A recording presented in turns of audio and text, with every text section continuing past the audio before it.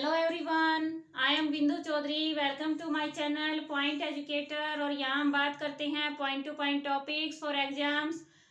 आज रीजनिंग का मैं एक टॉपिक लेके आई हूँ, कोड लैंग्वेज, जो कोडिंग डिकोडिंग का ही एक पार्ट है।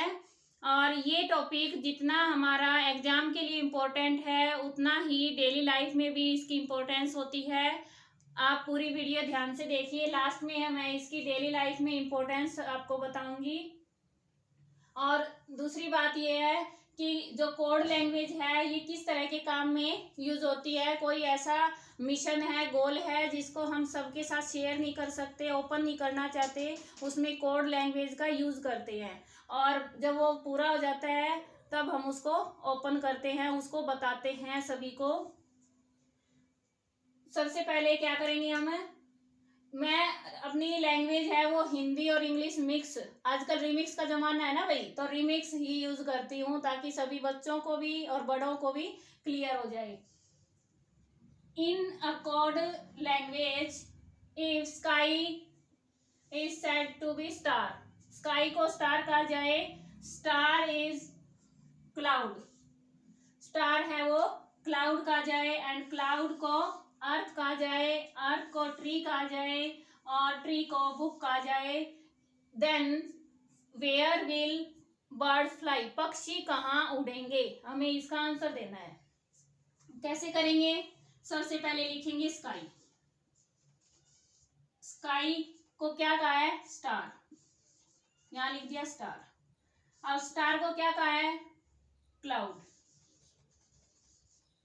अब क्लाउड को क्या कहा है? अर्थ।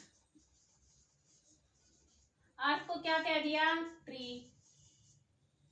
एंड ट्री को क्या कहा है? बुक। ये क्वेश्चन बहुत इजी होते हैं, लेकिन मिस्टेक कहाँ होती है वो बताती हूँ मैं। बच्चे क्या करते हैं, आंसर तो ये है कि पक्षी कहाँ उड़ेंगे। पक्षी उड़ते कहाँ है? आसमान में, आसमान में उड़ते देखे भाई मैंने तो। अब स्काई है, इसमें उड़ेंगे, ये ऑप्शन है। अब इसको क्या कहा है? स्टार, तो हमारा आंसर क्या होगा? स्टार।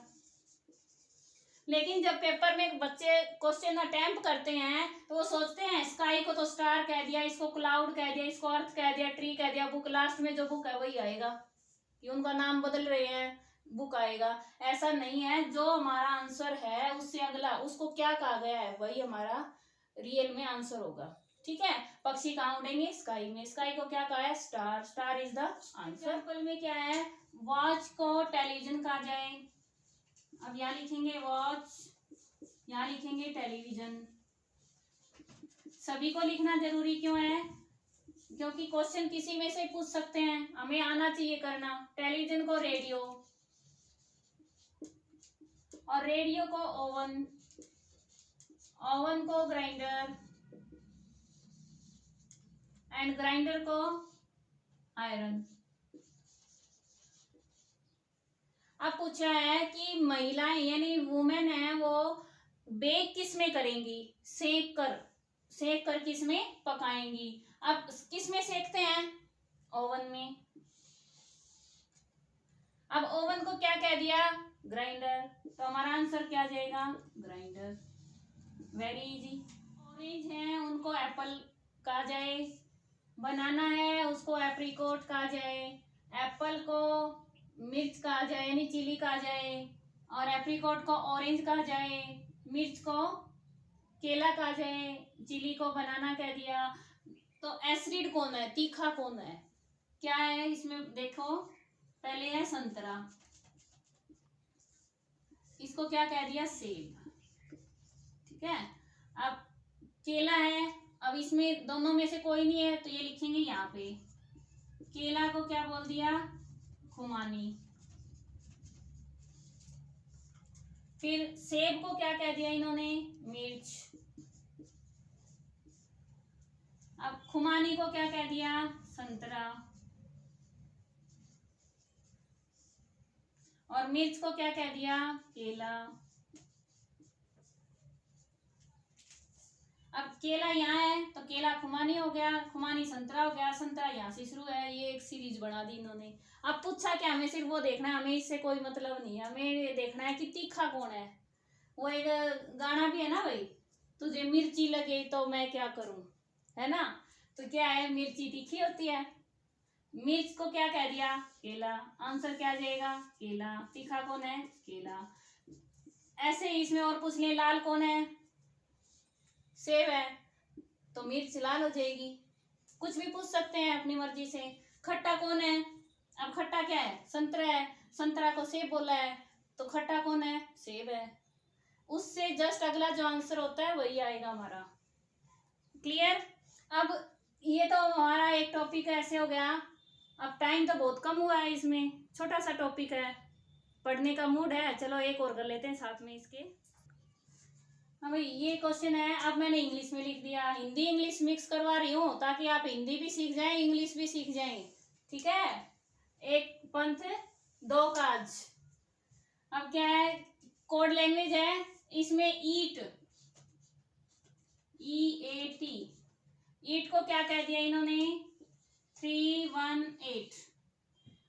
चेयर, CHAIR, चेयर को 24156 ऐसे ही लिखना है आपको। जो वर्ड दिया है उसके नीचे जिसका उसका जो रिप्रेजेंट है कि किससे रिप्रेजेंट कर रहे हैं, सेम उसके नीचे लिखना है ताकि हमें डाउट ना रहे, ठीक है। लेटर्स के नीचे लिखना है। अब क्या देखो, टीचर बताना है, TEACHER, टीचर। सबसे पहले टी के लिए ये है 8, अब ई के लिए 3, A1, C2, H4, फिर ई आ गया 3, ये R6। अब ये हमारा आंसर हो गया हमारे पास। If Noida represents this then India. अब इंडिया का बनाएंगे, इसको क्या करेंगे, इसके ऊपर लिख लेंगे, लिख लिया। अब आई के लिए क्या है, 6, एन के लिए 3, डी के लिए 5, फिर आई के लिए 6, ए के लिए 8। आ गया आंसर हमारा। इजी होता है, बस थोड़ा सा ध्यान देना होता है। अब क्या है, अंडरस्टैंड के लिए ये दिया है कोड, तो स्टार्ट के लिए कौन सा होगा। अब इसमें देखो, ये हमने इसके साथ कर लिया ताकि हम कंफ्यूज ना हो कि किसका कौन सा है कोड। अब एस के लिए 6, टी के लिए 7, ए 8, आर 5, टी 7। ये आंसर आ गया हमारा। क्लियर है। मैं आपको बताऊंगी कि इसका डेली लाइफ में यूज कहाँ कर सकते हैं। आजकल बच्चों की किडनैपिंग बहुत हो रही है ना। हम अपने बच्चों को कोड लैंग्वेज सिखा के उनको सेव कर सकते हैं। बच्चों को ऐसा कोड बताएं कि अगर कोई लेने आ जाए उसको और वो जानते नहीं, उनको पूछें कोड बताइए, तो आप उनको कोई कोड ऐसा दें जो सिर्फ आपको और अपने बच्चों को पता है, जिससे आप अपने बच्चों की सेफ्टी कर पाएंगे। ऐसे ही घर में अगर आपका डोर है वो क्लोज है, उसमें कुछ दिखता नहीं कि बाहर कौन खड़ा है, कौन आया है, ठीक है, वहां भी यूज कर सकते हैं। इस तरह से आप कोड लैंग्वेज का यूज करके अपनी और अपने परिवार की भी सेफ्टी कर सकेंगे। Thank you for watching. और अगर आपको वीडियो पसंद आई है please like share and subscribe my channel, और कमेंट भी दें ताकि मुझे पता चले कि मेरे इसमें यूट्यूब फैमिली में कौन कौन इंक्लूड है, कौन मुझे सुन रहा है, कैसा लग रहा है। घंटी बजाओ, नोटिफिकेशन पाओ।